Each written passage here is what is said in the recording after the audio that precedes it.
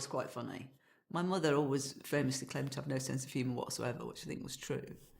Victoria Wood basically describes her childhood like someone accidentally raised a future comedy legend in total emotional isolation.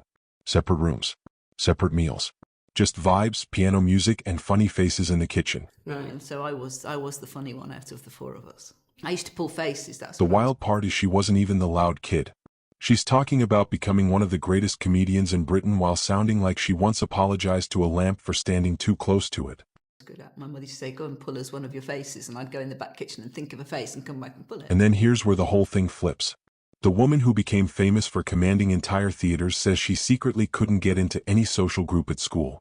I was only about four. I was only about four. Funny faces, a funny face. That detail about the losers group is funny for about 2 seconds, and then suddenly very sad, which honestly explains why her comedy always felt so observant. Yeah, which is really what I ended up doing. They would laugh, hilarious. You can hear how obsessed she was with comedy from day one.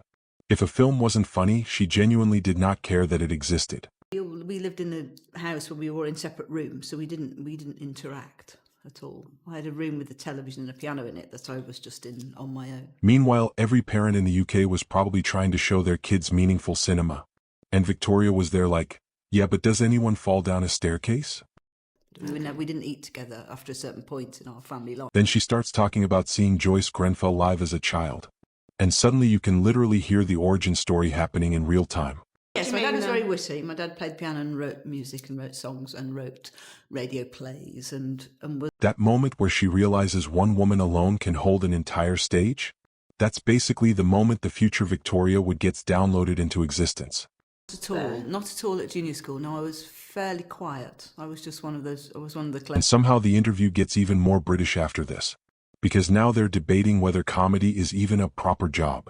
Senior school, I did things like I wrote... Imagine being one of the most respected comedians alive and still speaking about your career like you accidentally wandered into it during a rainstorm. Funny things sometimes and read them out, but I was not the class clown. I didn't attract a lot of attention to myself. I could only really do it through writing and later on through acting. She also keeps downplaying herself every 5 minutes.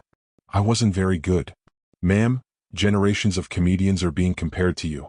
No, I was outside a gang. I looked very enviously upon gangs and groups and wanted to be in them, and I was never in one. But then comes one of the most painfully relatable sections in the whole interview. The careers advisor telling her not to become an actress. I did try. I mean, I tried too hard in that way that it never ever will work. And I had, other lame friends who were always trying to do the same thing that you didn't really want to be friends with, but they were just available because they had calipers or plasters over their glasses. Nothing crushes dreams quite like one exhausted man with dandruff at a folding table. That's peak 1970s career guidance right there. And I was fat, so I was in the losers. And then it gets weirdly emotional again, because she starts talking about how lonely stand-up actually is. Ability to attract attention. I didn't want to attract attention in a lot of ways, but secretly I did, but I didn't know how you did it. And I was always very admiring of various girls that were funny, and I would say now that they're still funny and that they were funnier than I was. People always imagine comedy as applause, crowds, glamour.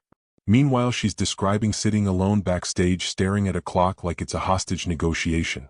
I don't really remember, except I watched everything that was ever on the television that was a comedy.